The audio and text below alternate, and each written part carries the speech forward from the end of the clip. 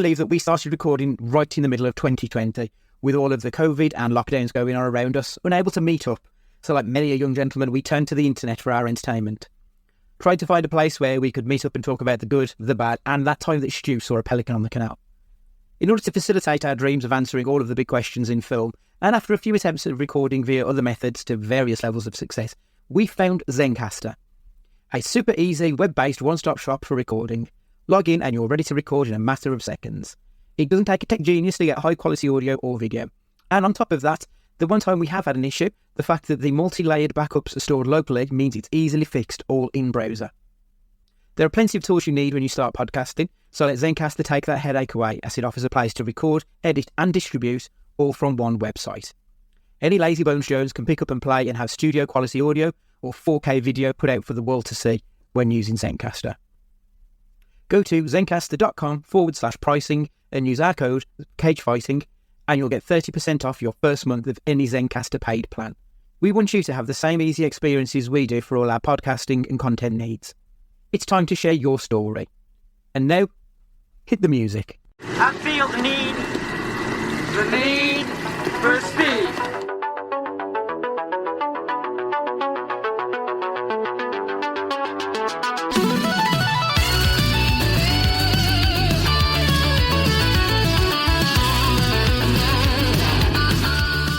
Hello and welcome to Cage Fighting, Cruise Control. It's your main man, Andy Gillard. Hope everybody's keeping well in the world right now. CFCC, hello. Shorts are back. Everything's okay in the world. And Ash is here. Shorts life is every day, unless you're a coward. Hi. Yeah, I was going to say, Shorts weather is back in full effect even here. It's all over the place. It's back. It's been, fucking quite nice to not have to worry about covering my legs again. The world feels right when I'm wearing shorts. So you can tell people who don't leave the house or move around constantly, which is why I do it. I always wear shorts, so I don't know what this is. So. Did you wear shorts at the in the cup game when it was snow everywhere? Yeah. I don't think I wore long pants at the football for about 3 years now. That's some going. I can attest to this. It's atrocious. I don't know how he does it. Yeah, even I've got a cut-off point. Not until the snow hits where the shorts are. Then no, it's always shorts weather. Crazy. Gents, it's the first pod of the month, so I think from now on we'll be doing a review of the previous month. I think that makes the best way to do it rather than doing it weekly because it's difficult to keep up with everything. So, Ash, what did you watch last month that's worthy of mention? Good, bad, indifferent, but worth talking about? I had a quick look. Is this films and TV? Yeah, whatever you've seen that's worthy of chat. Okay, so negatively, I watched Return to Silent Hill. That was some of the worst shit I've seen in a long time, and I don't mind the first film. I don't mind, but this is honking shit. On the good side, I watched Send Help, the Sam Raimi piece. That was a lot of fun. Cold Storage, I thought was fine. It was passable for the 2 hours. You don't need to you leave your brain at the door and enjoy yourself.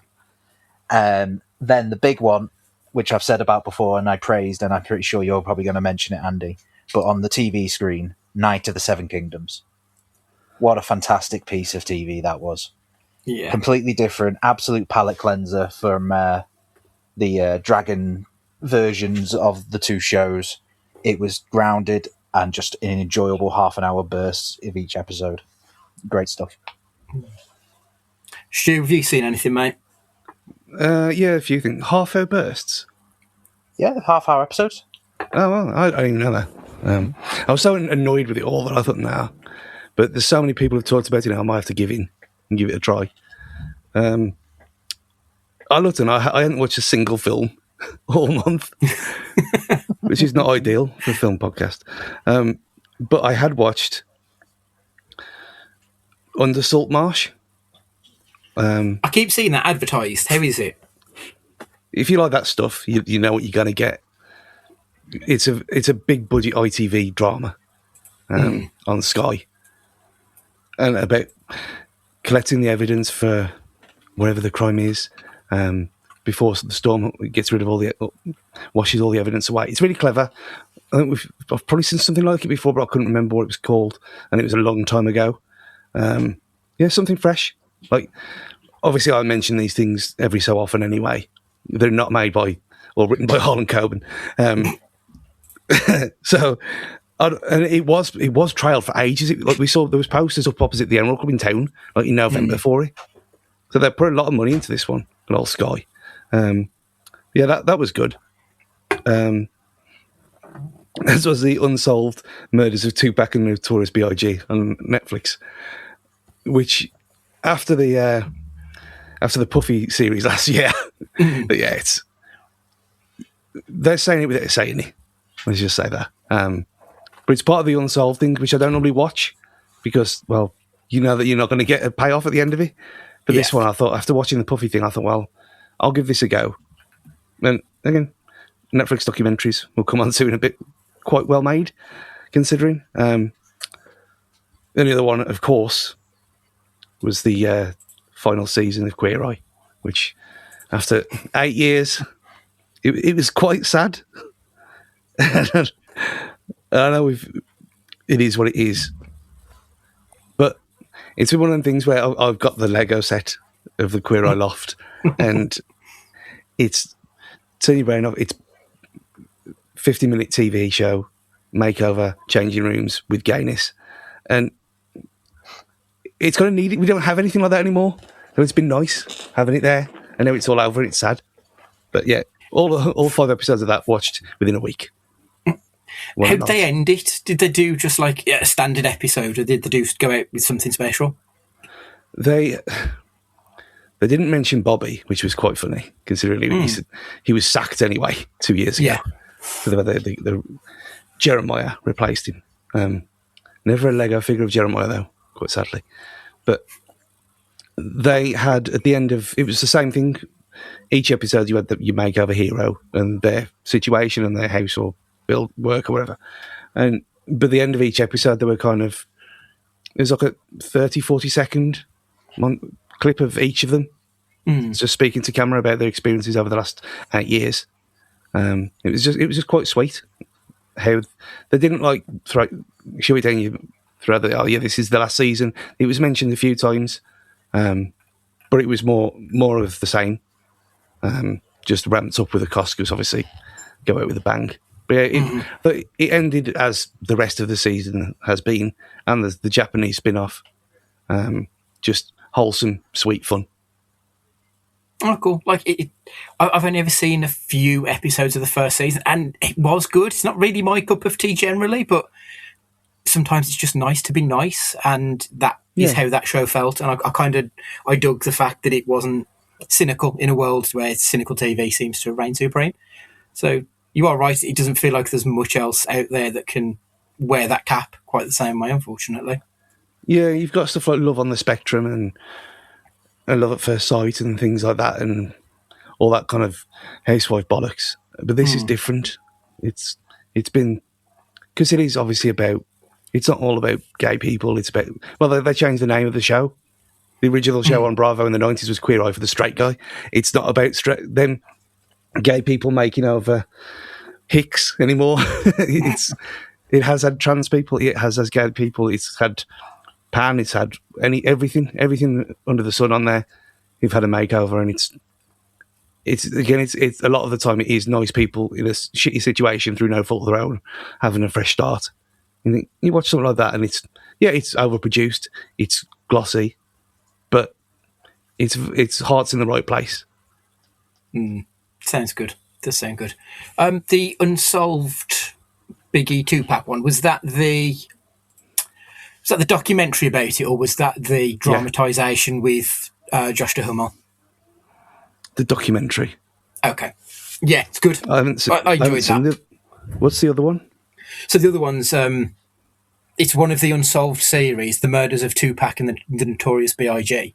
And it's a dramatisation that was filmed in 2006, 14 episodes It's got Josh Duhamel, Bokeem Woodbine, Jimmy Simpson in it. Like, it's got a solid cast.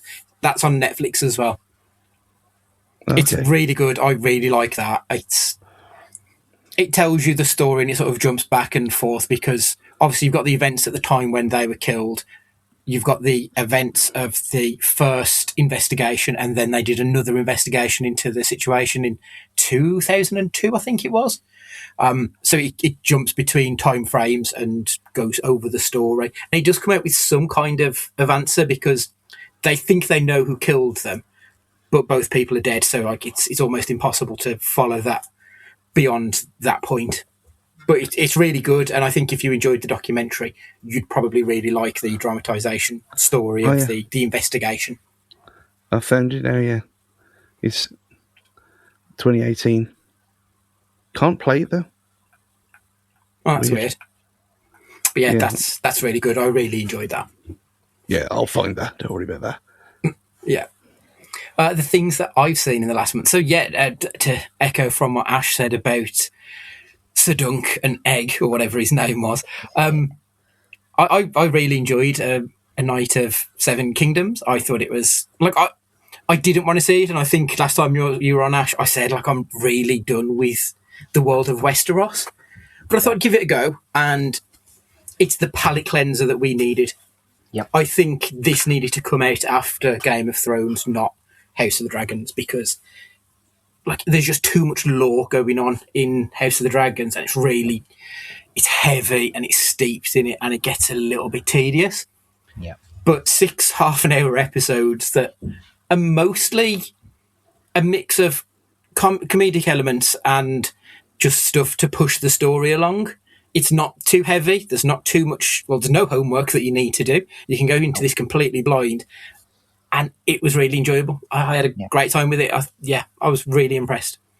Definitely. I think what helped as well is obviously, like I said, there was no dragons, there was no supernatural bullshit. It was just a heartfelt story. It was more about the storytelling of a knight finding his way in the world who misses his squire. He was the squire to the big dick knight. And literally it's a hog. But yeah, they literally went back to storytelling, which is what we needed, and it just showed that storytelling is best rather than just relying on CGI dragons and White Walkers. Yeah, absolutely. Brilliant show. I also watched Goat, which is the animated film from Sony Studios, the same people who did Spider-Verse and K-pop Demon Hunters, and the animation is very much keeping in that tone, and it was fantastic fun. I really enjoyed it. It is about a young Goat who wants to be a basketball player, war ball player, as they call it in their world, and it was fun. It was exciting. The animation was superb throughout it. I had a wonderful time watching it. I don't actually know how it's done at the box office. If there's any justice in this world, it will have crushed all records and will get more films because I think it's deserving of more. It was brilliant. What else did I watch? Oh, I watched Wuthering Heights last week. I like Emerald Fennell, and that feels like a controversial statement because people seem to really hate her. I think people go into her films expecting it to be some great auteur with the most striking depth of anything, and that's not her style. It's almost like she tells those stories with depth in the most bubblegum popcorn way that she can. Like she finds a way of just making it really accessible to everybody, and you don't have to like it because you don't have to like everything. But I kind of enjoy that you get this juxtaposition between deep and meaningful and really light and airy. And I kind of like that. I think it's quite an interesting style. It was thoroughly enjoyable. Apparently it's quite different to the book. I've never read the book, so I don't know. And plus, as far as I'm concerned, when I see an adaptation of a book, I want to see an adaptation. I don't want to just see the book on the big screen. Like, I can read the book. Give me something, give me your interpretation of it, and I'm kind of cool with that. So I enjoyed Wuthering Heights. I thought it was exactly what I wanted it to be. Just silly, fun nonsense. And I've also been to see Waste Man as well, with our boy David Johnson. I fucking love that guy. I think he's tremendous. It was I say it was enjoyable. It wasn't enjoyable. It was horrible, but I really fucking enjoyed that film. It was fantastic. I would recommend people go. I think it was like 90 minutes, possibly even shorter than that. So, it doesn't stick around. David Johnson plays a guy who is about to be released from prison. His new cellmate comes in, and he is a wrong-un.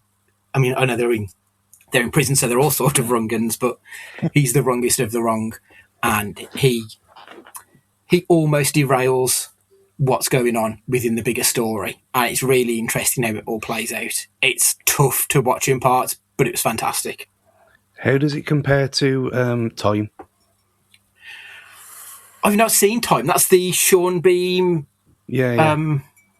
So I'm sure, did Mark Kermode mention it last week? I think potentially. From what I can tell from others who have mentioned it, he said like it's on that level of depth to it. Time is a brilliant series. I don't know what, because the name's quite bad, I guess. It doesn't kind of jump out at what it is. But I watched it for Sean Bean, as inevitably it's going to be. And it was him not pissing about. It was him being fantastic. But that's what, when we watched... I'm sure we were in the cinema at the same time when the trailer for this came out. I think we were. And it was on the list straight away. And I might get to it next week, actually, because things have cleared up now. But yeah, it was... if you watch that now, watch Time, because I think you'll actually really like it. Yeah, I like Jimmy McGovern stuff. I'm not quite sure what happened with Time, but it just sort of fell through the cracks. 'Cause it wasn't Stephen Graham in it as well, if I remember correctly. Yeah. So, like, he's usually on my list. I don't know what happened, but somehow it just fell through the cracks, and I've just never got around to catching up on it. But yeah, I think you'll enjoy Wasteman. It's good shit. I'll just clarify because I watched it on The Service. That documentary was called "Who Killed Biggie and Tupac."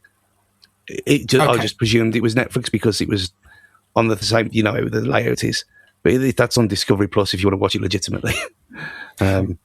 There's one on Channel 4 as well. There's a Biggie Tupac one. I find that just that whole situation is just a fascinating tale of pop culture and American culture in particular.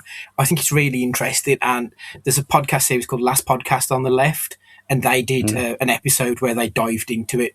I've read some books on it and stuff. I'm kind of fascinated by that world. It's like the rap version of Making a Murderer. It sort of is, because it's so densely layered and there's so many plots all going on at the same time over each other and under each other. And yeah, it's a really, really interesting story with just, complete tragedy at the end of it, unfortunately. So that's that part done. So we're going to be continuing with what we were discussing last week. It's going to be the Netflix problem. This week we're going to be talking about the content crisis.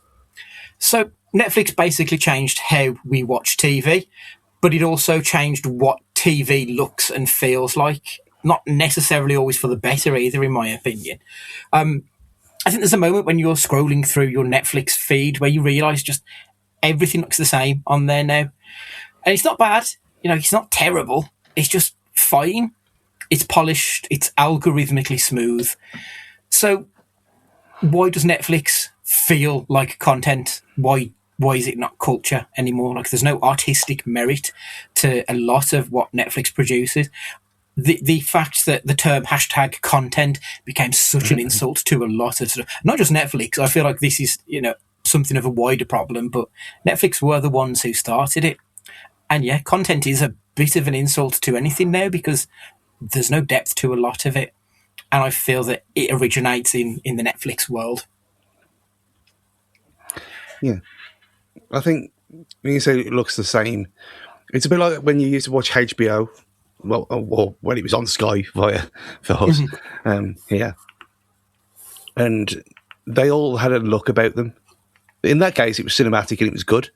But you are right, there is something about, other than the very rare few, the good ones, it does seem like it has a very...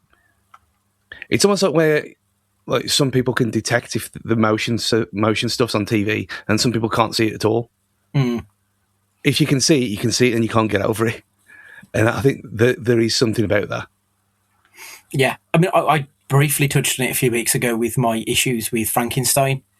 that it looks Netflixy. And I see it a lot. And the thing is now I see it in more than just Netflix. But yeah, there is certainly a house style to Netflix that I think doesn't really work all that well. But I did do that experiment with Frankenstein as well. When I said I'll watch it on my projector rather than a 4K HDR TV. It looks way better on a projector. So it might be a case of these things are made as super high definition as possible, and yet it's to a detriment in a way because it looks too good.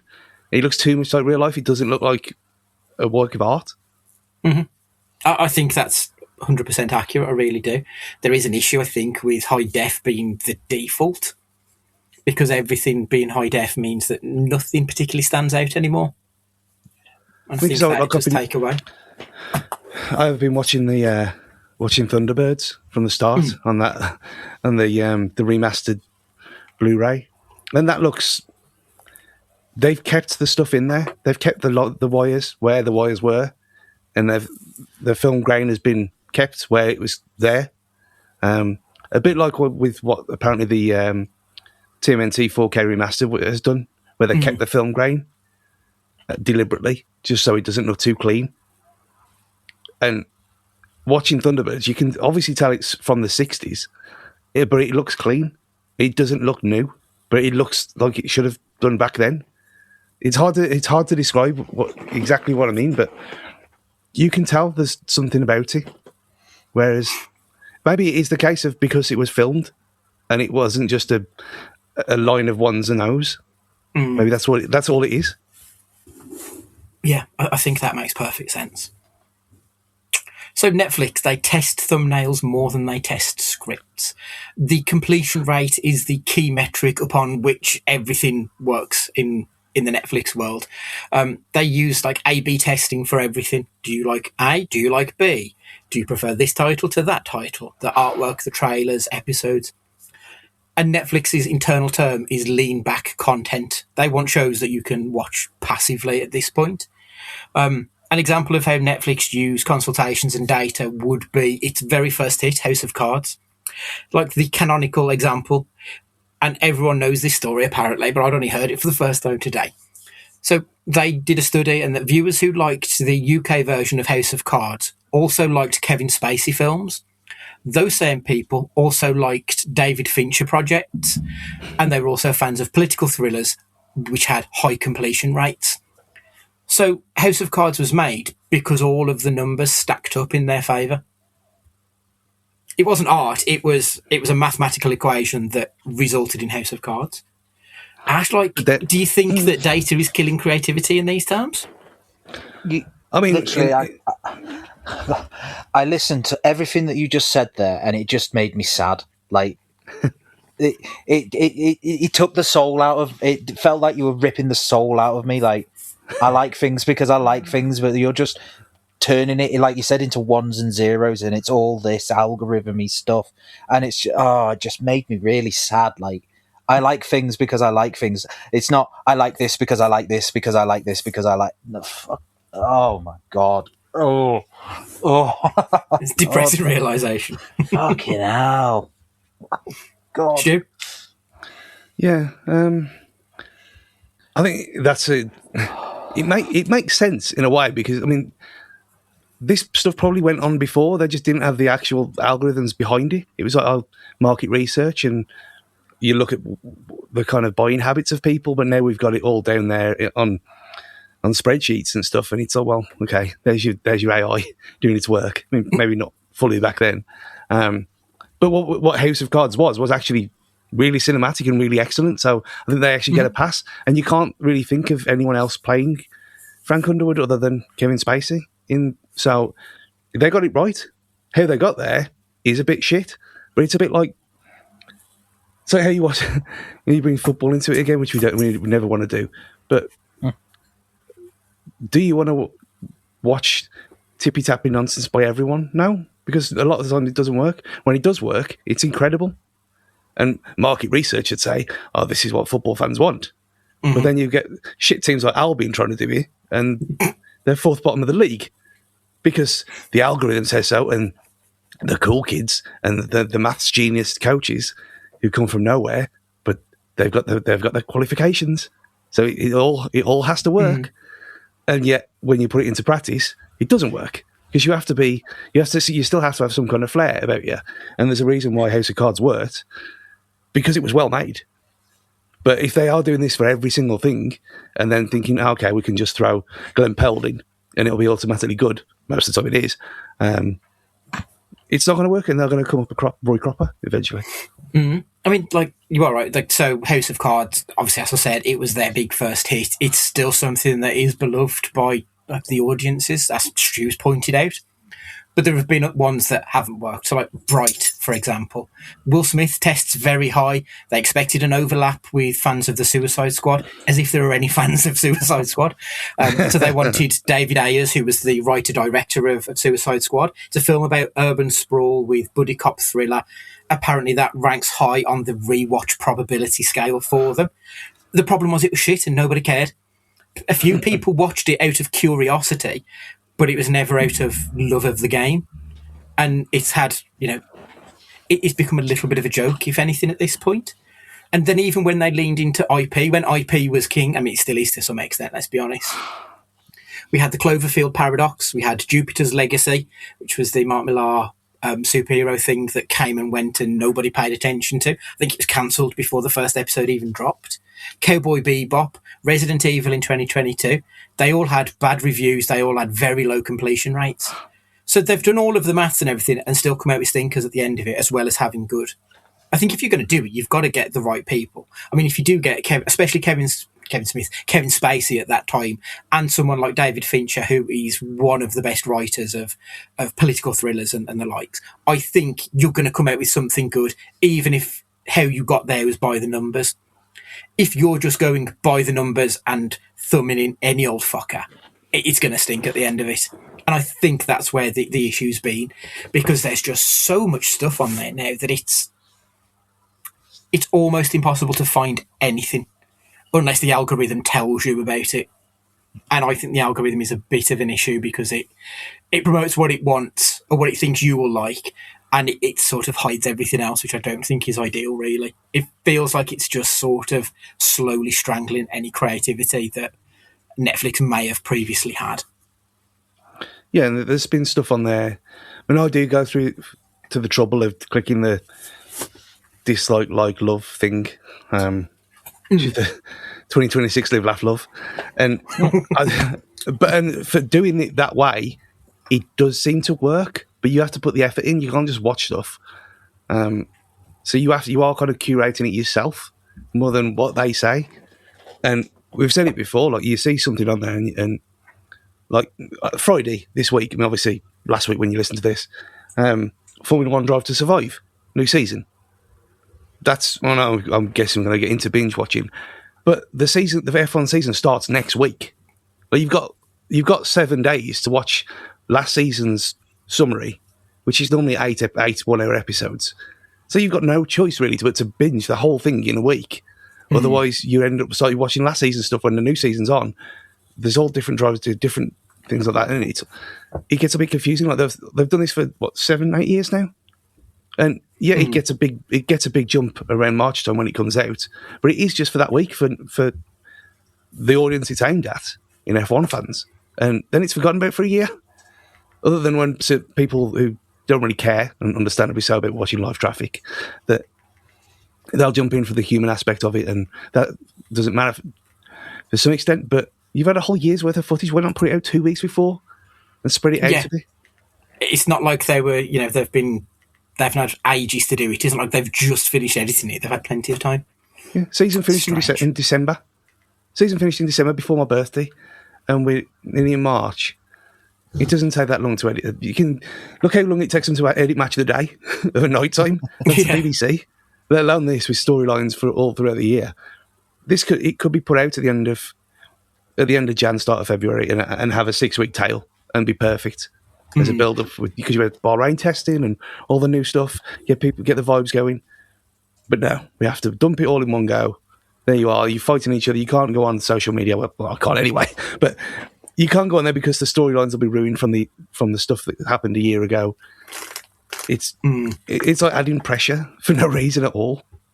It is strange, isn't it?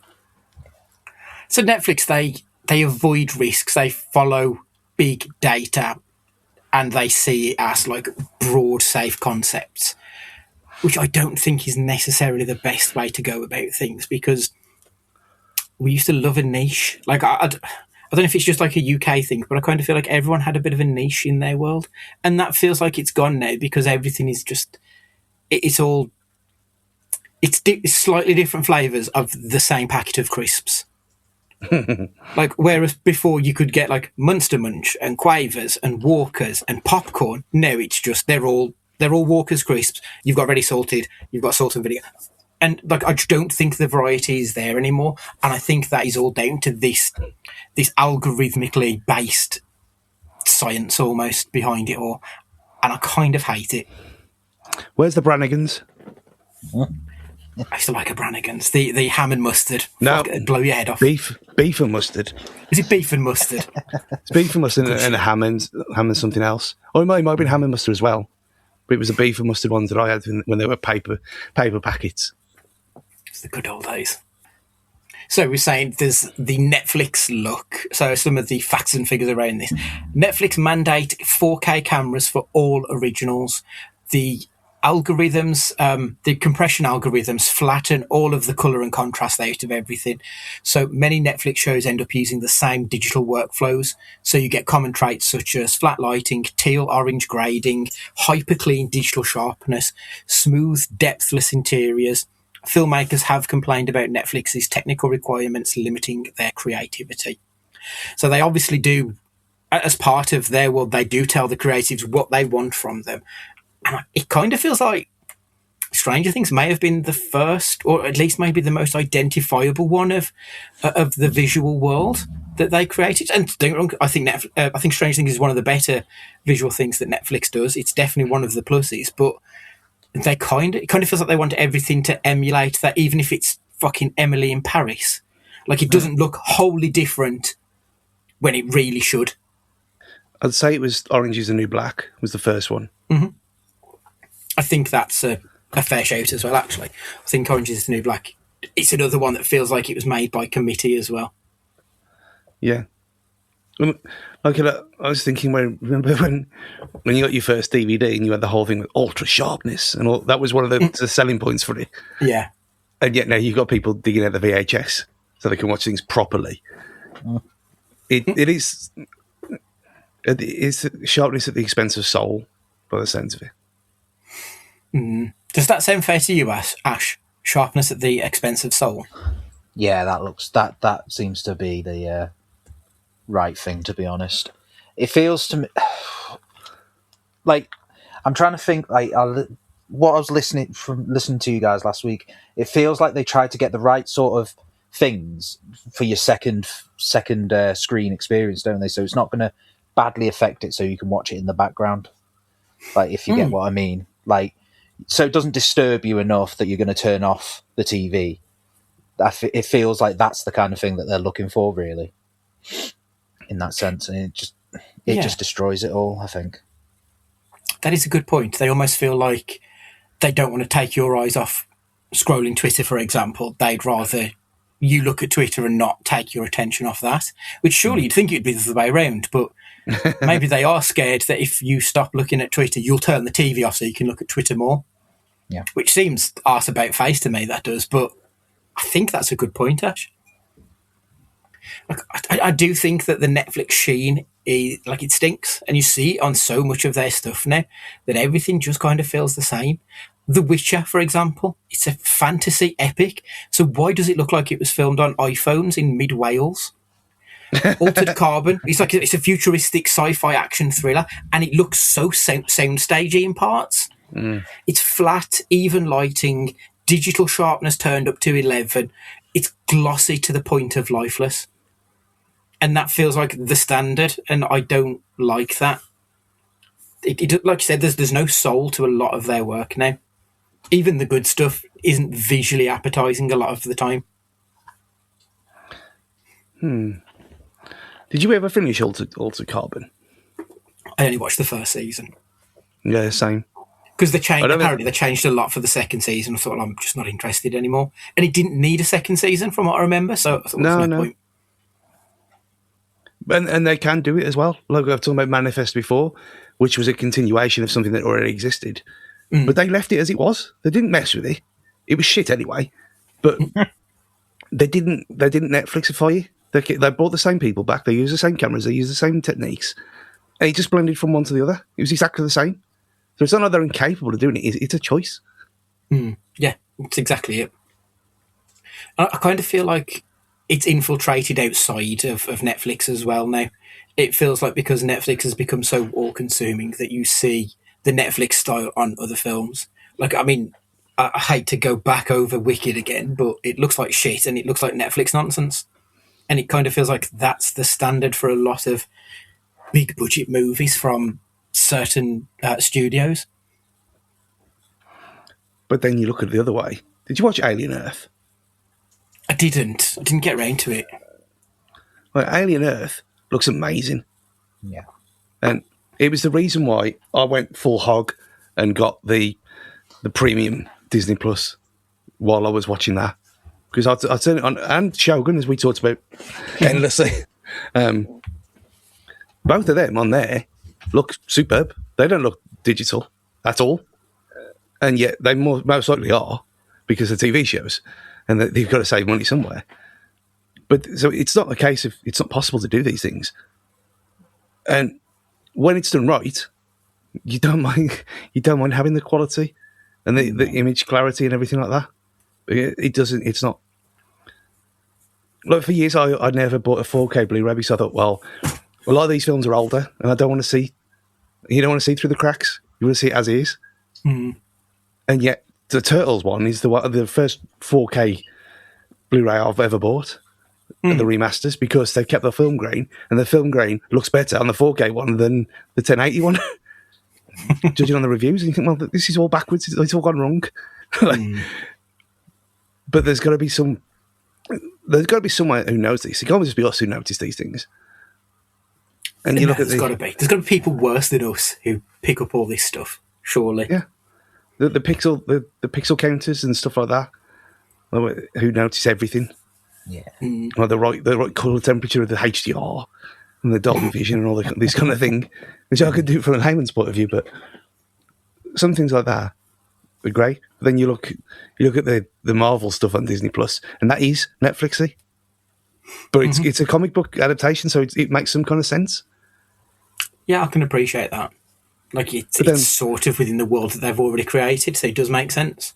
Could you imagine if they made the X-Files today? Like when Scully and Mulder go into a dark room and everything's lit up because it's Netflix who've made it, and you can see fucking everything, and there's just no mystery anymore. It would be just miserable. So I kind of hope, I kind of expect with Coogler at the helm of the reboot that it should be done with some level of quality. But yeah, I just dislike the way that everything looks so flat in these worlds. Everything's very two-dimensional. So we should have had 3D TV. If you lot believed, this wouldn't have been a problem. I don't like 3D TV, though, to be fair.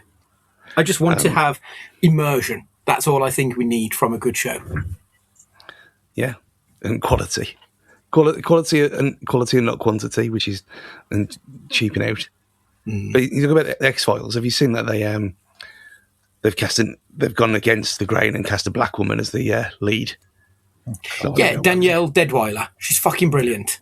Yeah, I really like Danielle. I really like her. So I do wonder who's going to be partnering with her. But she was great in the Emmett Till film a few years back. Really good actor. Yeah, I imagine that's not going to get down well. Obviously not, no. So there's going to be someone who moans about something, isn't there? Ash, do you think the visual style, do you think it affects how people feel about Netflix? Do you think it adds a cheapness to it almost? Well, I'm just trying to think of all the different things. I think when you look at it, like as much as Squid Game was loved, really, it did look cheap, didn't it? In a sense, I think, but that was kind of the bit of the charm. in that sort of sense. We enjoyed it, but I think it did look really cheap. Although, to go against the grain, I'm pretty sure it was Netflix. What was the show I was telling you about? The Japanese one, was it Last Samurai Standing? Yeah. That was Netflix, wasn't it, I think? That one looked okay. They've actually made a good bit of effort on that one. I don't know if you've watched that one yet, Stu. It's a bit like Shogun. Quite enjoyable. Yeah. I'd give that one a quick go, just to, completely sidetrack this entire conversation.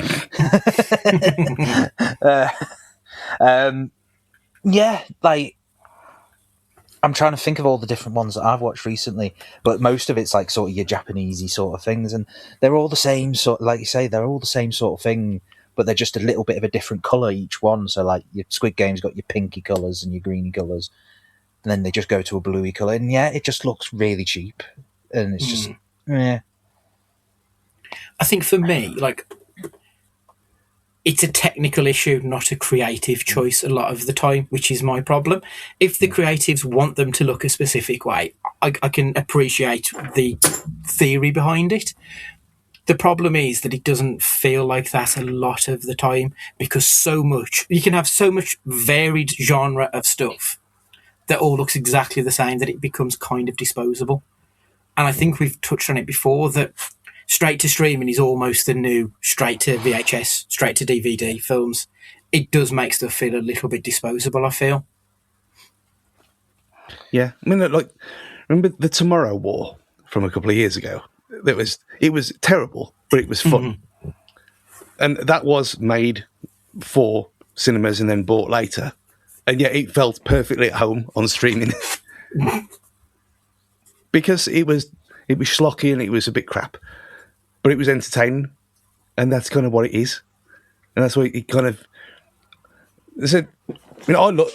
I guess that's probably why I love it so much, because that's the kind of thing that I like most of the time. Because it's pure entertainment. You don't got to think too much about it.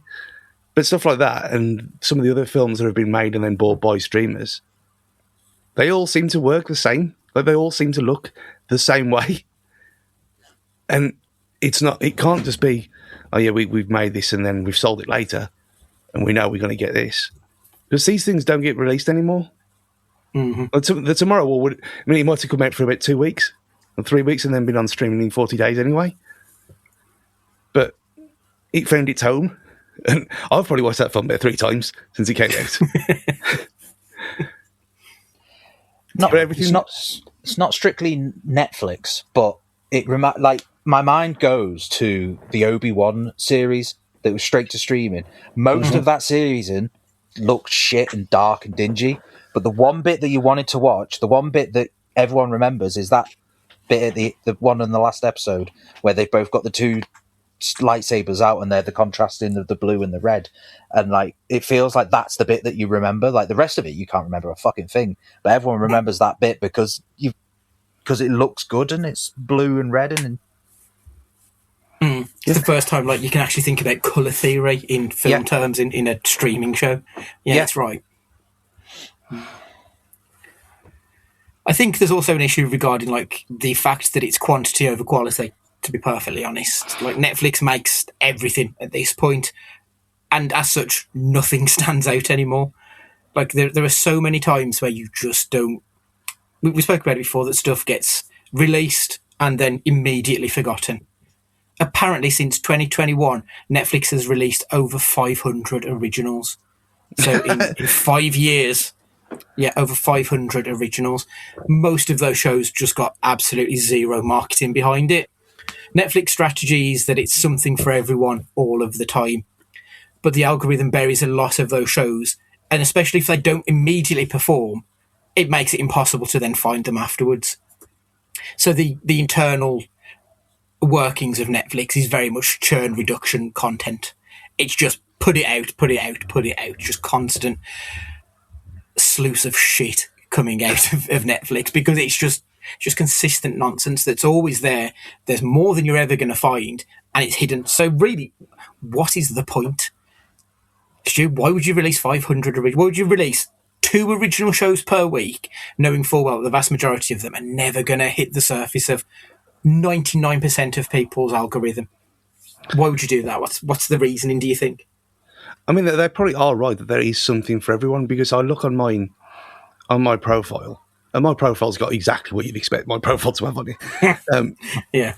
And then you look on Annabelle's profile, and it's stuff I've never even seen. I've never heard of half of it. I thought, where have you found this from? And then obviously you look at Corey's, and obviously that's kiddie based, and there's SpongeBob movies on there and stuff. And I guess that they are right that there is something for everyone, but when they're releasing that much stuff, if you're releasing 2 series a week, that is not. What's that going to? You get 2 per month that apply to you, on top of how many films a week is that? Well, it's not just a case of it applies to the housewives like this stuff, and people who like explosions like this stuff, and then you've got the Korean and the Japanese things. But what if you have got crossover? What if you are kind of entertainment agnostic and you want to watch everything, and you've got a various interests? You're fucked. You're fucked beyond belief. Well, there's no need for it. There's too much. So I get it. But by appealing to certain people, they are kind of cutting it off from people who like more than one thing, which is, I'd say, a lot of people. Ash, this commissioning era has been referred to as the spray and pray era of commissioning, which I think basically means let's just throw so much shit at the wall and see what sticks. Do you think that's a fair assessment? Yeah, Completely. We will keep putting the prices up, but we'll keep throwing shit at you so that you'll stay and you'll watch something. Something will stick. You'll watch one of them. Like we'll throw like a fucking Big Bang Theory or something with a little bit of IP address. So you'll stay for that, and then you'll watch one of our originals, and we'll put fucking, I don't know, fucking. We'll put Dwayne in for one of them, and then you'll watch that, and you might enjoy that. So then you'll stay, and then we'll have one with Ryan Reynolds, and then you might watch that. And it's a terrible fucking process, but it's awful. It is. So apparently the reason they do it, so Netflix prioritises quantity because of subscriber retention. So they can say, we've got all of these shows, you'll probably never hear of the vast majority of them. Obviously a global market, so there is some reason to need some diversity. And also you've got the algorithmic diversity. But the problem that all of that gives you is that there is no cultural longevity outside of probably a handful. Like Stu, when we were doing our top 5 things, we had to go to the Wikipedia pages and stuff to find a lot of it, because the cultural longevity of most shows is non-existent. Bar a handful of ones that truly stand out and have made an impact, there are just so many that I've seen and have no recollection of, because it just doesn't stand out in any way other than I wasted 4 hours watching that thing. And that was literally the only bit of nourishment that it's given me in a lot of cases, is that it filled a few hours on a weekend. And then there's stuff like the Cecil Hotel documentary, which we everyone said was way too long. Yet that's in your head all the time. Can't get it out. It's all there. Yeah. Yeah. But I think it's more a case of they don't care. Like, there's their mission statement. Like, they haven't got to be. They're not guardians of cultural significance, are they? No. That's supposed to be the BBC, and we all know that that's not right. Jeez. Yeah. But they are, like, I think 20, 30 years ago, you get people commissioned, put something forward. There you go. That looks nice. And someone will like it, hopefully. But it's a creative process, and there's a writer's room and everything like that. And yet now that doesn't matter. You only have to look at the thing from Games Boys with the Bluepoint thing with Sony last week, where they shut Bluepoint down, and they'd pitched remasters of old games like Resistance and stuff that are not on PS5 because they're stranded on evil PS3. They pitched all these different things like Jack and Daxter and stuff like this. And creatively, I think, great. These are old games they need bringing back into the modern era. Give them a new audience. But they weren't making enough money, so they shut them down. They made 2 games.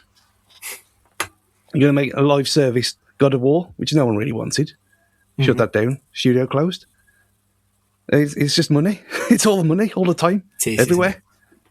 I think in the immortal words of Tommy DeVito from Goodfellas, "Fuck you, pay me," is pretty much the way Netflix works. Yeah. As long as they get your money, they don't really give a shit. I mean, I think over the last few years we've sort of moved away. When I say we, I mean us as a group here, not the wider, because there are certainly people out there who very much just want to binge everything. But I kind of hate how we've lost a cultural, like that, the water cooler moment. Like, that's gone. So you binge something and then you might pick out the odd moment here or there, but there's no breathing room for any of these shows.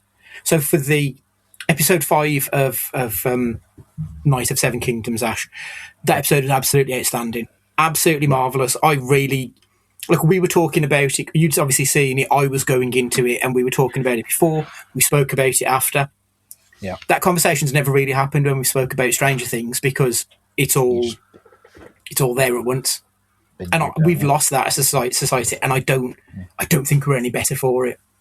When do you think we lost it? What do you think was the last real one? Lost? See, the last one for me, I think I remember, would have been in Broadchurch. The first season of Broadchurch. That was hot shit round here. Yeah. I mean, there's things like that. There's ITV dramas and things that go that are released, but they are terrestrial stuff. Are they? They're not. They're not necessarily streaming. I mean, I'll get for like, in our nerd world, I guess like Severance and things like that, and Silo. But that's a small group of people, mainly online in their own houses. But in person, I don't think there's been one for a decade. Maybe it was probably not. Event. And I feel like 2016 is when we had first season of Stranger Things. Probably the second season of Stranger Things was the first time that I felt I was required to binge something to not have it spoiled. Yeah. It potentially had happened before, but that feels like a watershed moment in the world, that it was a case of we've got to watch it that weekend, because otherwise people will talk about it Monday and you're screwed. That feels like the moment for me where the world sort of turned a little bit. There are potentially others, but that's the first one that springs to my mind anyway. Endgame, as I said, maybe? I think there's always been, like, to some extent, I think film has always had a little bit of it, because obviously it's easier to watch a film than it is to watch 12 episodes of a season. And I think social media has definitely, like, sped up that issue. Yeah. I think Game of Thrones didn't help either. When it got to the point where you could watch that live at 2, 3 in the morning, you had to be there. Otherwise, it was all over social media, like, what was happening. Especially those last couple of seasons. Yeah. You found that to be off on a Monday morning until you'd seen it. I remember a friend who I used to work with who, like, we both watched The Walking Dead, and she was on Facebook. I've never done Facebook, so I don't know much about it. But one of the characters, I think it was Beth, when she died, Walking Dead had put it on their Facebook page as it happened. So obviously, if you're in the UK waking up to that news, if you go on Facebook, you've got it spoiled immediately. And I think the world has definitely got smaller in those terms, and I think that does add to it as well, in fairness. But even so, I'd still rather have that odd mishap than watching all of it in one go, because you just can't risk it otherwise. Yeah, and it's like a personal challenge as well in the end, where have you got the resilience? I mean, how many times have I done it when I've gone dark and you've all thought I've died? Multiple times over the last 5 years. Where I didn't want anything spoiled, so I phoned off. I mean, I can do it quite remarkably easy, to be fair, considering how often I used to be on there. But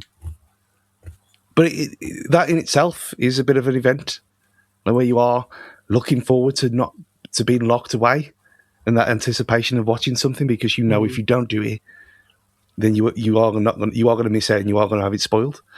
I think that in itself is something nice. It's like the Stranger Things finale. Like we watched it. Oh, that was only one day, because who was staying up on New Year's Eve to watch that?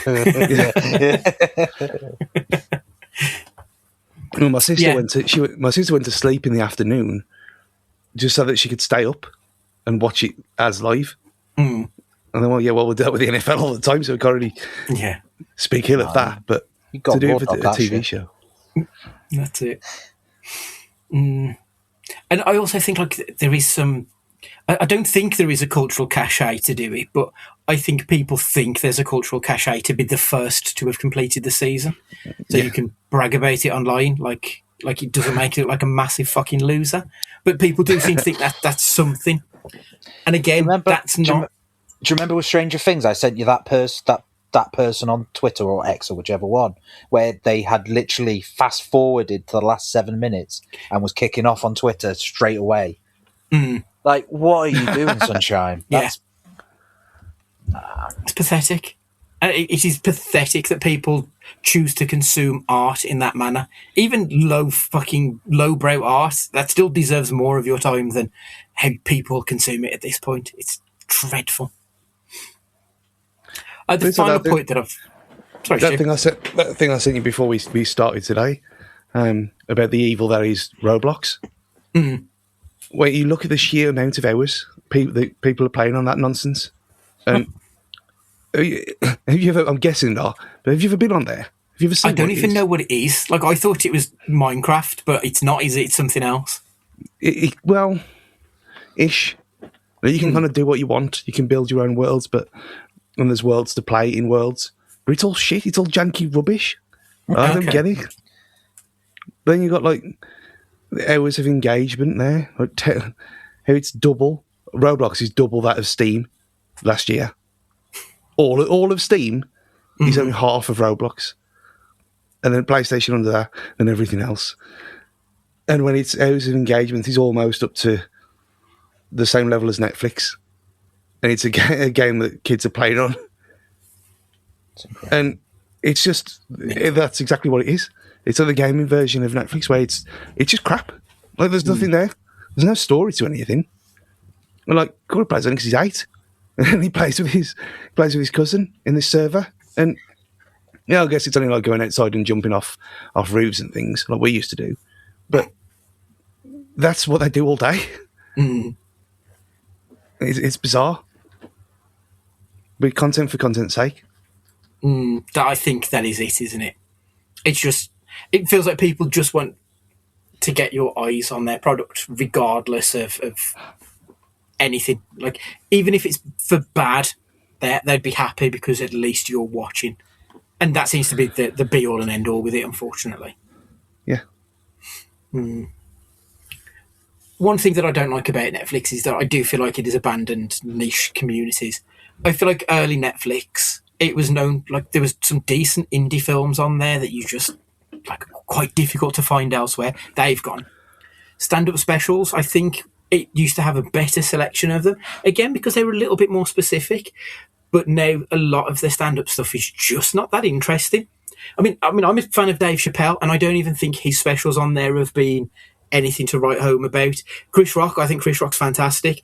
Don't really give a shit about his specials. They're not that good. Anime, there was quite a bit on there previously. It's not a world I'm aware of, but from what I can tell, they've cut back on quite a bit of that. And like a lot of the foreign art house stuff, I feel like they've moved from foreign art house movies to more foreign TV shows. Like they've sort of abandoned what got them to the dance, and now they've just sort of moved that a little bit. But I do think they're trying to at least cater to that audience more. But there are so few indie acquisitions compared to what it was. Like there's so few niche originals, and it's just more extremely broad TV now. That seems to be the vast majority of Netflix. It's just broad TV, something that no one's going to hate, but no one's going to go to bat for. No one's going to properly love. No one gives a shit about 13 Reasons Why, but they'll have watched all 50 episodes or whatever. Like, it's just nothing that is to get passionate about, I think, is the problem with a lot of Netflix now. Yeah, you see things like, was it The Platform? Is that what it was called? Yeah. That was great. It was interesting. It was something fresh, something different. But there's nothing like that now. Or if there is, like, it's buried. Yeah. And you'd think, like I said, with the way I use it with the like button and stuff like that, if there was stuff like that, it would get pushed to me. So it either doesn't exist or it's not there. I think what's happened off the back of this is that we've had niche competitors have risen. So for a indie film, something like Mubi, I think is quite a decent streamer. You've got Crunchyroll, you've got something like Shudder. You've still got your Prime and your Disney Plus that sort of cater to a bit of everyone, but there are more niche streaming services out there that you can pick up should you wish. Ash, have you got anything other than like the your Netflix, your Prime? Have you got like a Shudder or one of the more niche streamers? I'm just on my thing now. I've got Shudder. Mm-hmm. I've got Crunchyroll for me animes. Let's have a look. See what else I've got. Have I got anything else? Let's have a look. Yeah, Crunchyroll, Shudder, Trillers for your sports. I don't think I've got anything else to buy. There's the Pokemon streaming app. That's not very good, but again, still. So you've got a fair bit there, which has kind of defeated the object of streamers, hasn't it? That you've had to buy several others in order to replace something like Sky, and now all of a sudden you've got a whacking bill every fucking month.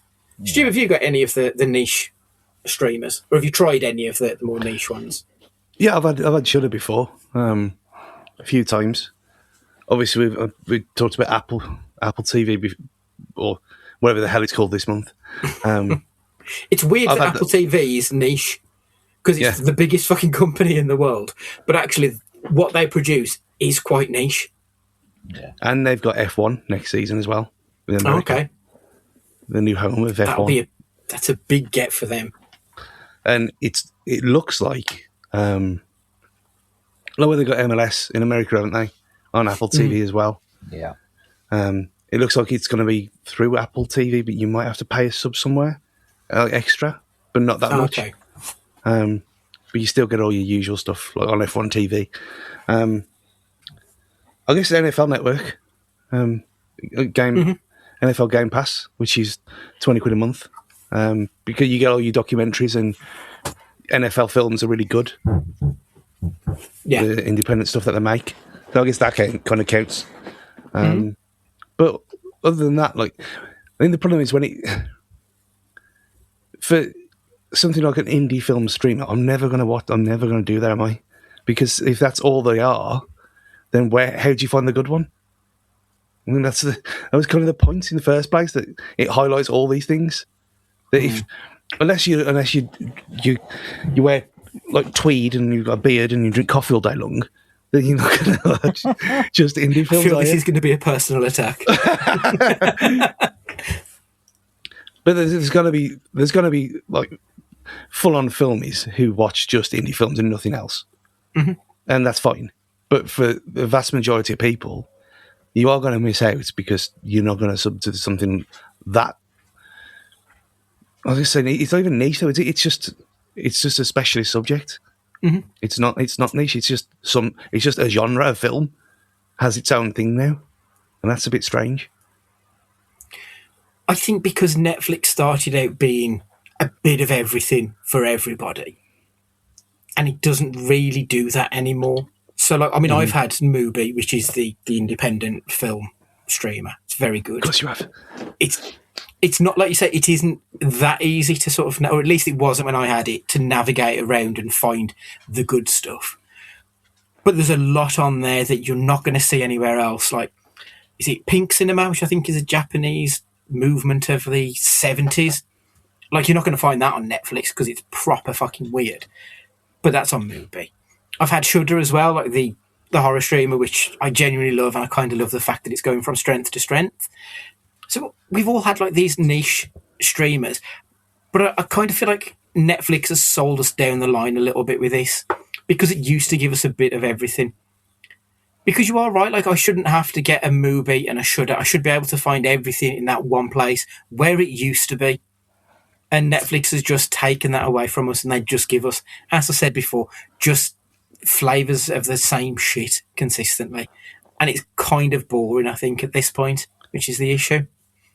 I mean, the one that I did have for a while, that was quite interesting, BritBox. Yeah. But again, that was mainly for a nostalgia kind of hit. That it's stuff that we watched years ago or grew up watching. But then they started doing their own originals. And that you can't be doing your own originals on BritBox, fuck's sake. You're supposed to be BBC defeating the object, isn't it? That? It's completely defeating the object. I'm not subbing to you to watch this. I'm subbing to you to watch Minder properly. And it's like, well, no, it's even that went its own weird way. And then you got things like ITVX, which is I'll have from Celebrity and Big Brother for no adverts.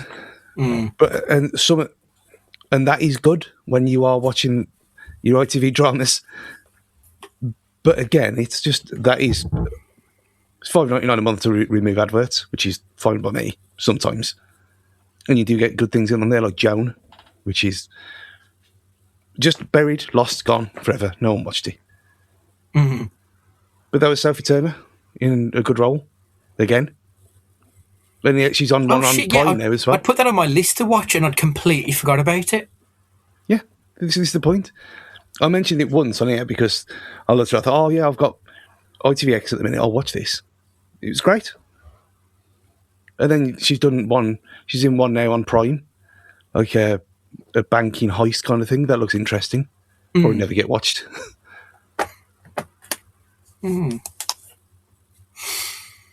Speaking of, I say breaking news, the passing of Rob Grant, Red Dwarf creator. Have you seen this? Oh, wow.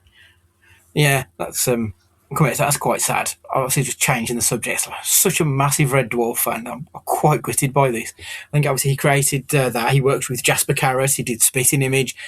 Look, he spent quite a bit of the 90s giving me shows that I really enjoyed. So that's really sad news. So yeah, kind of gutted about that one. Love Red Dwarf. Have any of them said anything? I think, from what I can tell, that the tweet was 2 hours ago. So maybe, I don't know. And Craig Charles lives on there, so I presume he has. Does he? Yeah, but yeah, just terrible news. Really sad. 70 years old, apparently, which I hadn't realised. Because there was talk about them coming back because it's the longest that the TV's not had Red Dwarf. So like every time there's been a break, it's been back before now. But this time, I think the last one was 2018, potentially, I think was the last time we had them. So we are due. So I know there was like issues between Grant and Naylor, but it would have been nice to have just got one last show out of it. But who knows if that'll ever happen now. Is it on the old DVD box set of that? There was stuff about them. Well, they weren't never interviewed together, were they, back then? Because that was obviously that came out before it was brought back the first time. Yeah, I'm not even entirely sure what the beef was between the pair of them, but obviously it was quite acrimonious, I think, towards the end. But yeah, very sad. Right, I think we'll leave it there for this week. Next week we'll be doing part 3 of the Netflix problem. That one is going to be about something. It's going to be about the cancellations. That's what we'll be talking about next week. After the break, though, it'll be our short film review, where we'll be talking about The Girl Who Cried at Pearls. Thanks for joining us for the short film review. So, we are watching The Girl Who Cried at Pearls. The link for this film will be in the podcast description if you want to watch it. It is a 18-ish minute long stop motion animated movie nominated for Best Animated Short at this year's Oscars Awards. Stu, this was something that you initially brought up for us to watch, I assume because it's stop animation, because I know you have a bit of a thing for that type of world. Yeah, and not just to wind Tara up with either. Yeah, it was something that was. I saw a very, very small 5-second clip of it on Corridor Crew on YouTube because of how it looks and how it was made. And I thought, this is unreal. I've never seen anything like this before. So I watched it a month or so ago, and then when we started doing this, I thought, well, there's one that I know straight off that's got to go in there, and it was this. Perfect. So The Girl Who Cried at Pearls even is a haunting fable about a girl overwhelmed by sorrow, the boy who loves her, and how greed leads good hearts to wicked deeds. I'm going to put a minute on the stopwatch. Stu, you will start me off. As I said, it's your pick, so I think it's only fair that you go first. Tell me when you want me to start the watch. I mean, I'll go first every week anyway, but go. True. So this is something that, if you like animated films such as Nightmare Before Christmas, it's got more in terms of visual themes of that. It's dark, it's broody, it's very French Canadian, but it's got a bit of scratchiness about it. Yeah, it looks surreally real. Like, it's really hard to describe it, how it looks like it's motion capture, but it's not. And yet it's a story about, again, as all of these things, the clues in the title. But is it really that? Because it goes into the details of things that I've, as usual with these things, I was completely flummoxed by. Didn't expect it to go where it went. There's 3-4 different layers as you go deeper into the story, and you can review the hell out of this. It is superb. 6 seconds to go. Well done, Stu. Ash, tell me when you want me to start the timer. Go on then. Tell me when. Okay. Tim Burton, are you watching? Tim, go watch this, you fucking hack. That's how you do a gothic piece, you fucking waste of space. This was fucking beautiful. Fair fucks. Like, it's always the story that gives something its value. That's exactly what it means. Like, this story was gorgeous. From the animation to what it meant, and then at the end when it says, "But the girl, did she even exist?" Like, oh mate, just gorgeous fucking movie. Like, well done, sir. Bravo. Excellent. 15 seconds to go. Right, okay. So, this is one of those shorts that I felt was aiming for the award season. Like, it's beautifully animated. It is meticulously crafted. It's, like, drenched in prestige. The problem is I felt it was more interested in showcasing the animators rather than telling a story, personally. It felt really polished and elegant, but the emotional core never quite caught up with the technical ambitions for me. It's got that unmistakable Oscar bait. I like the metaphor of the pearls being tears.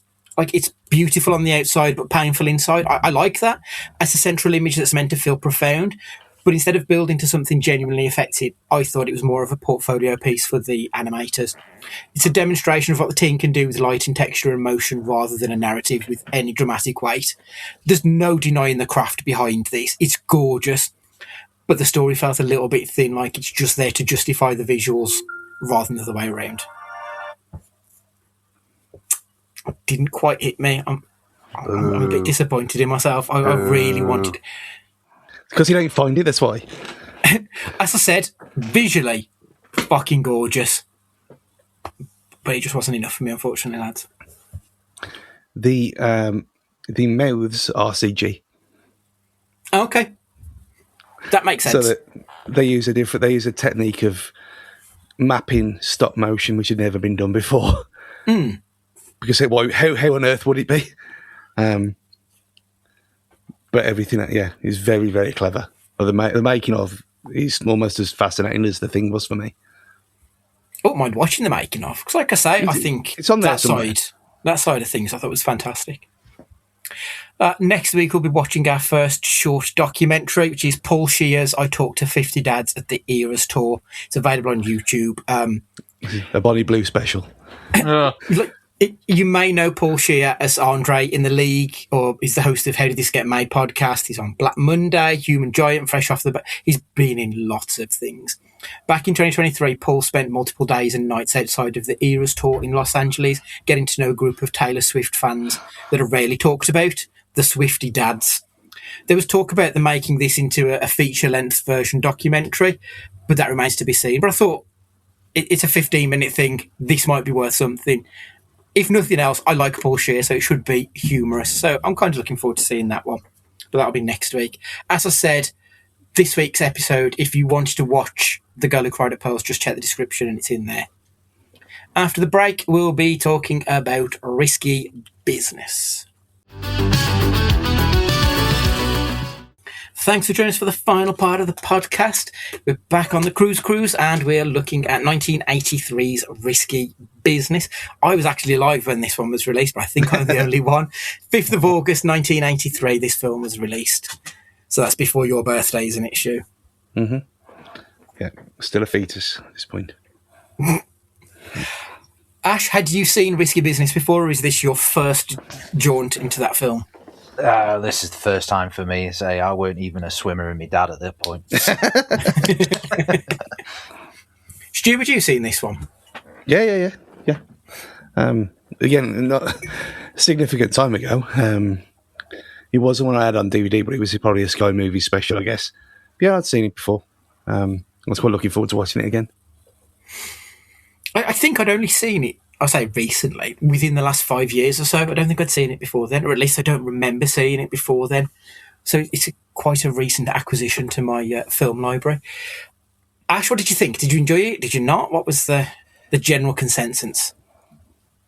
It felt like a mix between sort of your American Pie, sort of teeny coming of age, and then Home Alone, in a sense. Okay, yeah. Just with added 80s bush. Very 80s bush. Very 80s yeah. boob as well. Yes. Super 80s boob. Yeah, it was an interesting one. Like, I was sitting there and I was like, this is something. But from what I've read, it's apparently his big breakout role, isn't it? So I was kind of like, okay. Yeah, so obviously, Stu, you've been on every cruise film we've discussed so far. How does this stack up to the rest? Because it does feel significant compared to the other 4 that we've seen, doesn't it? Yeah, I mean, you can see that it's top billing. First off, it was way more silly than I remember it being. I didn't think it was as funny as this. I don't know if that was intentional or not, but I remember it being not like War and Peace, but I thought it had a bit more American Psycho about it than it did. But it was quite funny how I had got the Home Alone references. I said, is this where John Hughes got his ideas? Because there's the bit where he's dancing around in the shadow in the house when he's left alone for the first time. Yeah. And I thought, this is exactly the same. It's almost shot for shot. It's almost the same kind of house as well.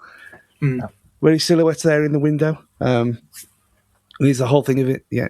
He is left home alone, even though he's a teenager and not a kid with bad guys around.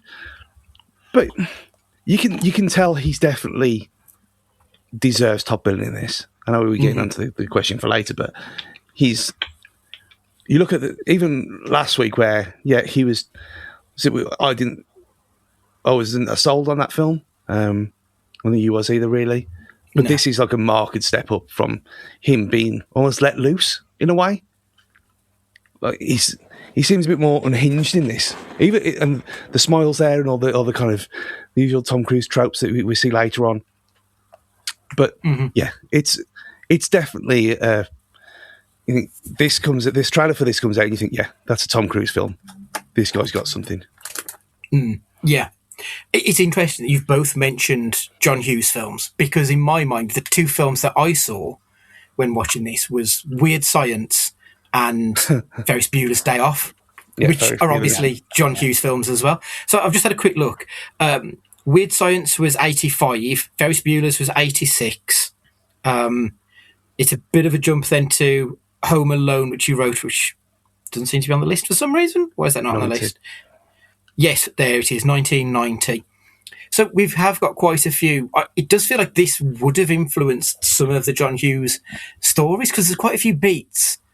The person having the parents go away, having a party at home, obviously Ferris Bueller. I feel like there's a direct link between Ferris and Joel. They feel like they would have been probably not mates, they would have been enemies, because they're both the same. Like, they're very close, but slightly different, which I thought was quite interesting. But yeah, now you've both mentioned John Hughes, and those were the films. I hadn't made the John Hughes link, but now, if you'd have told me that John Hughes had written this, I would 100% have believed you, because it does feel like it, doesn't it? Yeah. It's got all the beats of a John Hughes film as well. like you just said, I don't think it's a rip-off. John Hughes ripping this off either. It's because obviously we've seen other John Hughes films as well. But it's not in the same kind of, it's like Porky's because it's not like Porky's, like a couple of weeks ago. But I think it's just two people having the same kind of idea at the same time. You can see the inspiration. Yeah, definitely. One person that I really liked in this film, Joey Pants. I thought Joe Pantoliano was fantastic in this movie. Obviously, as a Sopranos fan, I immediately drew the comparisons with him as Ralphie many years later. Like, just playing this absolute shitbag of a character. And I don't know that that's something that I really associate with Joey Pants outside of now Sopranos and this movie. But I thought he was great. Like, there's just something about him, whether it's the Italian-American stereotype of them being slightly mobsterish, maybe playing into that. I don't know. But it worked really well. I really enjoyed his performance in this. Even though he wasn't in it for a long time, he was in it for a good time, I thought. Yeah. I did quite like the shot at the end when they're driving away and he's in the back of the thing and he's just sat in the chair. Quite a good shot, that. Yeah. Stu, we watched Fast Times at Ridgemont High and spoke about how Phoebe Cates must have been the sexual awakening of many a young man. I wonder if Rebecca De Mornay would have had a similar thing a few years later for people maybe a year or two younger than Fast Times. Yeah. I mean, I don't think there's much doubt there. and this is prime Channel 5, some of the stuff in this film. And just where she's there in the dream at the start in the shower and he's talking to her. And there's there is nothing left to the imagination at all. And I think Phoebe Cates is obviously queen of our hearts with these things. Mm-hmm. But yeah, there's no denying that she's an attractive wench. Mm. Now, interestingly, because in my mind, I just assumed this was a teen film. So I would have thought in the UK, I know it predates the 12 certificate, so I thought it must be a 15. It's got an 18 rating. Like, Ash, do you think this is an 18 rated film? Maybe it is for the 80s, but would you think it's an 18 rated today? No, not now. And say it's in a like, they do initiate sex, but kind of tastefully in a sense. The fact that when she comes in and he stands behind her and takes her clothes off, and then the doors open and all the leaves come brushing in, and it's some sort of masterful arty thing. It's like, okay, nah, I think you get away with 15 now, just for Bush. So the last time that it went through the BBFC was December 2002, where it was still given an 18. It was re-rated for physical media and VOD streaming. But I do think, Stu, 24 years later, we've probably moved on somewhat, haven't we? Well, didn't Spider-Man 2 get a 12A? I think it did. I'm sure that was the first 12A film, Spider-Man 2. So I don't know why I know that. I thought it was Batman. First 12A rating, UK. Apparently, The Bourne Identity was the first 12A. So it's the same year. There you go. But it doesn't tell me why it's got a 18 rating. Usually when you look on the BBFC, it gives you the rundown that it's rated 18 for tits and fanny, but it doesn't say that here, so I'm intrigued. I mean, because there's not a lot of swearing, there's not really any violence of such. It's bizarre. I mean, I don't think it's quite 12. I think it's a bit more than that. I think 15 is probably more than fair. Well, interestingly, the director's cut is a 15. When was that released? So they released it 2024. There we are. There you go then. Yeah, and it's longer. It's 99 minutes, whereas the other one is 94 minutes. So that, I've watched the director's cut then, which I didn't realise, but 99 minutes. That makes more sense to me. I can see where they've got that from. Content advice language, occasional strong language, and there's got brackets, fuck, is accompanied by moderate bad language, pussy, and milder terms, such as asshole, shit, ash. ass even, bullshit, Jesus, God, but and damn. Sex, there are infrequent, strong sex scenes, including riding detail and sexual moaning. Visual and verbal references are made to sex work, oral sex, BDSM, and masturbation, including close-up sites listing in newspaper advertising sex services. There is also a sexualized term, fuck.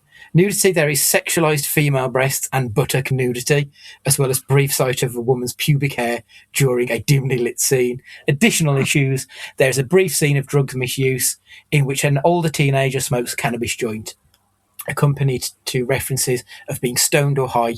There are infrequent and brief references to sexual violence, including those that discuss a woman leaving home after her stepfather kept coming on to her. A disgruntled armed pimp pursues characters during a car chase. So yeah, that's a 15 now, and I think that's entirely fair. Actually, that seems to sit about right, because it is slightly more grown up than like an American Pie, for example, or Ferris Bueller's Day Off. It definitely earns a higher rating because it does touch on more grown up elements. Like, it is hitting that period of life between being a teen and not quite being an adult, and I think that fits in better with a 15 than an 18. Like, an 18 is almost a fucking X rating at this point, which is strange. So yeah, I think that's about right. I mean, that description sounds like the smuttiest thing in the world, and it really isn't at all. It's not. Like, it's not innocent, but it's also not, it's not bordering on vulgar or anything, which it almost sounds like. So, the Tom Cruise of it all, does he run? Of course he does. We see him sprinting into the school. Like, I thought that was a really good shot when he's running through, and you've got the school that sort of dominates the whole picture, and you just see him coming from the bottom of the screen, running through it, and then obviously running through the school. I thought it was really well done. I don't know why, but I thought it was quite a striking visual. Yeah. I mean, he runs and has sunglasses on within the first 35 seconds. Yeah. So, yeah, does he wear sunglasses? I would say next to the aviators in Top Gun, the Wayfarer Ray-Bans are probably the most famous sunglasses in Tom Cruise's filmography, and also actually in just film in general, because the Wayfarer Ray-Bans are also what they wear in the Blues Brothers. So, like, it feels iconic, that moment does, when you see him with the shades on. Have you seen what's happened with the new Wayfarer Ray-Bans, though? I don't think I have. In Perth country in Japan, where they've had to put lights on them because they're going around filming women with the little cameras on them. Oh, God. Can't have anything nice, can we? Fuck's sake. Absolutely appalling. Does he take his shirt off? He takes his... We see him without his trousers on, but I don't remember seeing him without his shirt on. I thought there was a bit where his shirt's undone a little bit, but not off. I don't think so. Ash, is there anything? I'm just trying to think if he was doing it when he was shagging. I can't think. No, sure, he was in bed. Yeah, no, he was in bed. He was topless. I'm sure he was. I don't recall it, but I'll take your word for it, because that would make sense, wouldn't it? Yeah. Explosions. I don't remember any explosions. I did like the scene where the car submerges. I thought that was really well done, and even though I've seen the film, I did jump a little bit, and it's like, oh shit, what's happened? I thought that was quite well done. So, Cruise's life and thoughts on the film. Cruise said that this was the film when he realised he could make it as an actor, rather than as just a kid bouncing between odd jobs. He chose this role over one that was offered in one that we watched for Nick Cage. So he was also offered a role in Rumblefish, but he chose this one because he identified with Joel. Cruise remembers watching an audience react to this film, and that's when he realised that everything had shifted for him, that it was this and Top Gun is when he knew that he was going to be a star and not just somebody. He also said that the studios forced a different ending on the film. So both him and Brickman wanted a darker ending than the one we got. This is one of the few times that Cruise has openly admitted creative frustrations on a film, and it shows that he took risky business seriously. It wasn't a teen comedy to him. It was a character study. So I think he holds this film in kind of high regard to where he got to, where he was going. Ash, can you see, like, and obviously you haven't been on the other episodes, but this is an episode of him. This is his star-making thing. Can you see that in watching this? That this is the one that gets him in people's minds. I can imagine why, because he is literally everything about this movie, isn't he? He is. This is his movie. There's no, like you said before, there's no doubting this is his movie. This is Tom Cruise and others, rather than the last ones that you've watched. He's been sort of the second, third, fourth from the top, but this is Tom. Welcome to the party. Yeah. Stu, is that right? Are you in agreement as well? Then this is his birth, the day of his birth as A-list Tom Cruise. Yeah, I mean, I don't know why he holds it in such high esteem as the most serious thing ever, but he is, barring singing the theme tune, he is, like Ash said, he is everything. You couldn't put anyone else, again, answering a future question, it wouldn't work with anyone else. It works for him because of the way he is. Like, he's not sleazy when he's been in charge of all the girls and everything like that. He's kind of semi-charming, which is, you kind of believe, oh yeah, I'll buy this girl off you. You seem like a nice guy. You kind of get that kind of vibe off him, not like fucking Marinakis trying to sell you someone. And you instantly say no.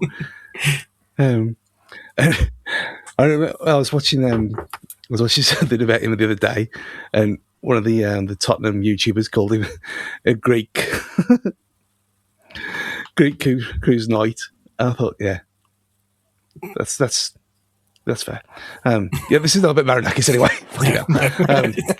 Yeah, Tom Cruise is the anti Marinakis in this, where he's charming, he's believable, and yeah, he's a star. Yeah, absolutely. Cruise doing Cruise things. Like, whilst I don't necessarily associate dancing with Tom Cruise, kinetic physicality is absolutely something that I see with Tom Cruise. And I think we see quite an early demonstration of that with his dance sequence. He worked on the timing of the slide, the movements. Like, he became obsessed with this dance routine. In the script, it literally just said, Joel dances around the place. And he spent hours, days, apparently, trying to perfect that scene to make sure that it looked right. That feels very Cruisy to me. Yeah, when it's unnecessary. Yeah, absolutely. It could have just been him jumping around like a complete moron, and that would still have worked in this, but that's not enough for Tom Cruise, and that, like, I would have expected more of him. So yeah, that feels very him. In order to look like a teen, so he was 20 when he made this, so he was barely out of his teens. He worked out for 7 days a week to lose 10 pounds, and then ate extremely fatty foods to add a layer of baby fat to give him a fresh-faced teen look. What a maniac. Like, 20 years old, and that's what he's doing for a film, a teen film that potentially could have just ended up being completely throwaway. Yeah. Well, I was literally just going to, when you said he worked out, I was just going to say, well, that's the opposite thing you should be doing, because he's gone a chubby cheeked. Mm-hmm. I mean, why he didn't just do that anyway and not work out first? Doesn't make any sense. No, he wasn't a jock either. They didn't play a jock, did he? He was like a nerd, sort of half nerd, half thingy. Yeah, and I think as well, like, now knowing that Cruise fought for this darker ending. And I think if this film came probably 5 or 10 years down the line, he would probably have got that darker ending.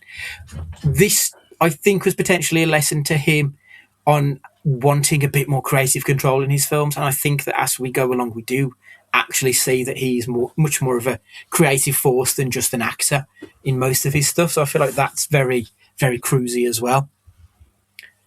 And to some extent, like, Joel feels like a proto Jerry Maguire or even a Maverick. Like, he's got this cocky exterior, but there's a deep insecurity underneath it. So I can see a lot of this role in other things that he then goes to do. So it does feel like this is actually quite an important film in becoming Tom Cruise almost. The big three award account. So far we've had 2 nominations in 4 films. Now it is 3 in 5. Tom Cruise gets his first nomination. He was up for male lead in a comedy or musical at the Golden Globes. He lost out to Michael Caine in Educating Rita. I don't even. I know I've seen Educating Rita, but I can't tell you anything about it. I know it's a big moment in Kane's career, so I don't particularly begrudge him for beating him for this. Stu, have you seen Educating Rita? Yeah, we watched it at uni. I'm amazed you haven't. I have seen it. I know I've seen it, but I just can't remember anything about it. I mean, when was... So that was 83. 83 as well. Why would we have done that? Yeah, so you're talking... I watched it in 2003, 4, something like that. Okay. Is it Julie Walters again? Yeah. Yeah. Like, I've got memories of snippets of it, but I just can't remember anything that actually happens in it. Well, maybe that's why we watched it at uni, because is he like a lecturer or something like that? Yeah, he is. Rita is married, a married hairstylist in her 20s, wants to go back to school. She begins studying with Dr. Bryant, Michael Caine, a professor using alcohol to cope with his divorce. Yeah. Class. Willie Russell, screenplay and story by. Yeah, I'd got no recollection of it other than just the odd snippet here and there. It's probably because I bet I saw it in the 90s when I was probably too young to really appreciate what it was. Ash, have you seen Educating Rita? No. I've heard of it. I think we might have done it in GCSE English, like reading the play versions and stuff like that, like the scripts and stuff like that. But that's it. I think that's all I know of it. Did we not mention it when we were talking about leaving Las Vegas and alcoholics on the screen? Potentially, because it sounds like that would certainly have had similar sort of vibes to it. To be fair, Caine was also Oscar nominated for this performance. Julie Walters was Oscar nominated, and Willie Russell was nominated for writing. So it's a very highly regarded film. I kind of want to watch it now, just because I feel like I say, I've just got no recollection of it, and I like Julie Walters, so it should be interesting. Despite everything. Yeah, that's right. Right, so the critical response, widely praised, as you'd expect. Rod Ebert said the film was smart and emotionally aware. This was the moment that Cruise became a star. TV Guide magazine said it was smart, stylish, and cynical about the values of its time, aspiring to be the graduate for its generation, and it comes close. Most of the reviews say that Cruise's performance was central to the success of the film, which I think we've all said as well. Cruise was lauded as a new kind of lead, vulnerable, funny, anxious, charismatic. The budget and box office, budget was 6.2 million, which gives us a cumulative total of 46.9. The box office return was 63.5, got over 10 times its budget back, which gives us a cumulative total of 158.7 million. Ash, Cage or Cruise? Well, obviously it's Cruise. I think Cage would have been possibly better as Guido. I think he would have brought his. I think if he was going to be anybody in it, I think he'd have been alright as Guido. But no, it had to be Cruise. He's got that charm that Cage just doesn't have. Yeah, Stu. Yeah, 100%. I kind of hinted at it earlier that this is Tom Cruise and Tom Cruise only. No one else. Not even Rob Lowe. Well, apparently Rob Lowe was offered the role and he didn't like the script, so he turned it down. And also, Nick Cage auditioned for the role of Joel.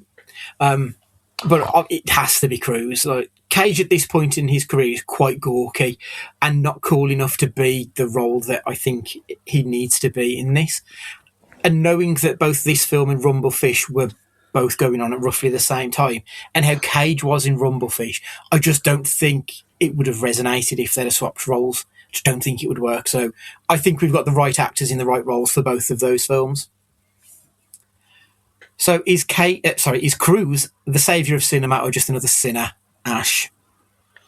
For this one, yes, I'm going to go with yes. You're starting to see why he's mostly widely renowned as one of the best actors. Yeah. Stu, saviour, sinner? Yeah. Saviour all day long, star in the making this film. Yeah, absolutely. Like, I think on so many levels, I think he's as an actor, I think he gives a tremendous performance in this. If you look at the box office, getting over 10 times your budget back is quite special. Even for such a small budget, that's impressive, nonetheless. And it is a star-making vehicle. So in all counts, I think he's the saviour. If you enjoyed Risky Business, you may also like Ash. I'm trying to figure out what yous are going to say. I don't want to say what yous are going to say, but we've pretty much said it. Like, if you want a more child-friendly version, watch Home Alone. Otherwise, I'm trying to think of something different now that's not the ones we've already said. Maybe Adventureland. Oh, that's a good choice. Yeah. Just trying to think. Maybe Superbad. Superbad's not a bad shout because sort of kind of gawky-ish teens trying to get laid. So I'll go with them two instead. Sounds good. Stu? There was one that, I mean, we've already mentioned the usual ones in this St. Elmo's Fire and Ferris Bueller. What about Night Shift? Michael Keaton. Brothel I don't in the think I've Morgue. seen that. Oh, fucking hell. There's another one. Add that one to the list as well. It's classic. Well, no, it's not classic. It's not classic. It's shit, but it's funny. Stephen King's Dollar Baby double bill consisting of Frank Darabont's The Woman in the Room and Jeff Shearer's The Boogeyman. That's not the right one, is it? No. Night Shift. A mild-mannered morgue attendant is assigned to the night shift and his new co-worker, Yes. along with his prostitute neighbour, convince him of running a prostitution ring out. 1982, is that the one? Yeah, that sounds about right, yeah. Ron Howard directed. Okay. Henry Winkler, Shelley Long. Oh, that's a great cast. Adding that to the list. You won't be disappointed with that. But I was going to say other than tomorrow, it's the most perfect Friday night film ever. Yeah. Maybe I'll watch that instead of what plans are. Can't be any fucking worse. Yeah, I'm kind of struggling because most of the films, like we've mentioned, Weird Science, Home Alone, Ferris Bueller, Fast Times, they're all perfect accompaniments to this film. Maybe slightly a few years younger than this. So if you want something a little bit mature, just looking at a list of movies here. I mean, I've said Jerry Maguire already, but it does feel like Jerry Maguire would be a continuation of Joel. Like, I feel like you could watch that film and then Jerry Maguire and you could see the through line through both of them. Similar sort of characters. You could watch Jerry Maguire as a sequel to Risky Business almost. So I think that might be the one I would go for. I mean, if you're being serious, you could say Bodyguard. The Kevin Costner. Yeah. You kind of... I can sort of see what you're saying. Yeah. It's an esoteric shout, but I sort of get where you're coming from with it. Yeah, I might have mentioned that story before. Ash, you probably haven't heard it, but we went to an England game back in about 2003-ish, and we went because it was when Wembley was being rebuilt, and we went. It's relevant, so just stick with it. So we went from the Con Club, Wensfield Conservative Club, 7 a.m, breakfast sandwiches, early pint, and then get on the cans on the way to Stockport, where we stopped off on the way. Oh, lovely. So, a few hours in Stockport, always a good thing to do. Go to the match, back to Stockport, 10 centre for a night out, get the coach home. So, one of the lads, he never went to it was only a friendly against Denmark, lost 3-2, but he never went to the game. He was in various bars and he met this woman, and he never. So, I'll just pick me up on the way back, lads, because we were going back there after. And we got back there, rang him, no answer. I thought, well, sod him, then he'll have to make his own way home. And he never came home. No. He met the woman that we met was a hooker, and he ended up buying her out of the game and marrying her. Fucking hell. Stockport away. England, Denmark. Also, Bodyguard. Yeah, that tale feels like quite apt for the film that we've watched, doesn't it? Yeah. Perfect. Right, so next week, what is the Tom Cruise film on the list? Where are we? Risky Business. The next one up is All the Right Moves. I've never heard of this one. An ambitious young football star is trapped in a dying mill town unless his gridiron skills can win him a way out. So it's an American football film directed by Michael Chapman. What has he done? He's the cinematographer on Raging Bull, The Last Detail, The Fugitive, Taxi Driver. It looks like he's primarily a cinematographer rather than a director. He's got 7 directorial credits. The Pointer Sisters. He's done a few music videos. He's done The Clan of the Cave Bear. Don't know that one. What? Yeah, so he's done The Pointer Sisters Dare made music video, The Clan of the Cave Bear in 86, Annihilator in 86, POV, which I've no idea, live concert footage, The Viking Sagas in 1995, and then Peter Gabriel live in Athens 1987. So yeah, I've no idea, but yeah, he's got a lot of good cinematography credits to his name, at least. So that's pretty cool. But as a director, there's nothing there that I can tell you what to expect from this film. And it's got Locke from Lost in it. Does it? Where are we looking? Terry O'Quinn.